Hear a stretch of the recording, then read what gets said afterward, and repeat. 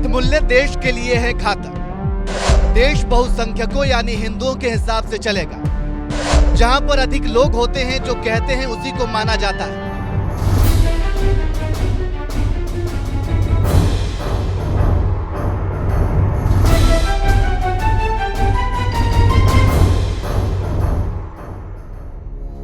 ये तमाम बातें जो आपने अभी सुनी, ऐसा किसी पार्टी के नेता ने नहीं कहा, बल्कि ये सब कुछ कहना है इलाहाबाद हाई कोर्ट के जज साहब शेखर कुमार यादव का। अब आप जरा सोचिए, जो जज साहब खुद एक संवैधानिक पद पर आसीन हैं, उस जज साहब को ये कहना चाहिए था कि देश संविधान से चलेगा, देश भाईचारे से आगे बढ़ेगा और समाज में रह रहे असामाजिक तत्व जो चाहे किसी भी धर्म, पंथ या समुदाय से हो, वो देश के लिए घातक है। लेकिन इलाहाबाद हाई कोर्ट के जज साहब का कहना है कि कठमुल्ले देश के लिए घातक हैं।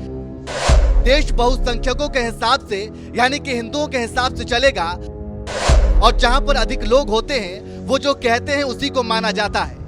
अब आप जरा सोचिए, जिस जज साहब का काम समाज को जोड़ने, समाज को आगे बढ़ाने, लोगों को न्याय दिलाने का होता है, वो जज अगर इस तरह से समाज को तोड़ने वाला बयान दे तो लोगों को न्यायालय पर से विश्वास उठेगा या नहीं?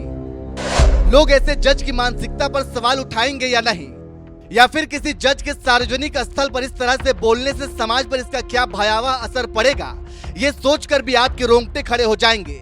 कहने को तो ये जज साहब हैं, लेकिन इनकी मानसिकता देखकर लोग इनके फैसले से पहले ही पूर्वाग्रह बना लेंगे।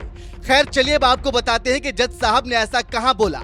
दरअसल जज साहब विश्व हिंदू परिषद द्वारा आयोजित एक कार्यक्रम में गए हुए थे और वहां पर उन्होंने भावनाओं में बहकर इस तरह की टिप्पणी की है। जनाब यूसीसी पर ज्ञान दे रहे थे और ज्ञान देते देते भावनाओं में बह गए और वहां मौजूद लोगों को खुश करने के लिए शायद कह दिया कि देश बहुसंख्यकों के हिसाब से चलेगा। शायद ये भूल गए कि बहुसंख्यकों की जगह पर उन्हें संविधान का नाम लेना था, क्योंकि ये खुद एक संवैधानिक पद पर बैठे हैं। ये किसी पार्टी के नेता या प्रवक्ता नहीं है जो अपनी राजनीतिक रोटियां सेकने के लिए कुछ भी बोल सकते हैं।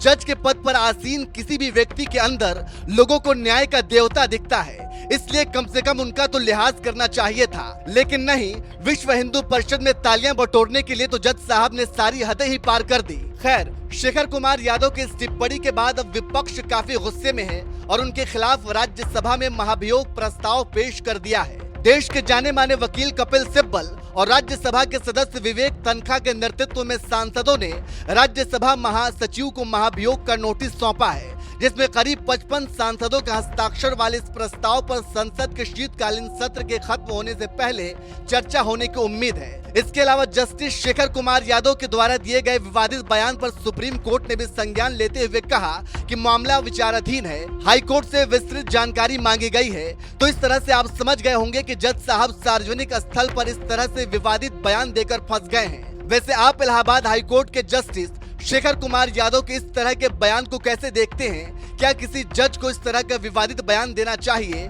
कमेंट करके जरूर बताएं।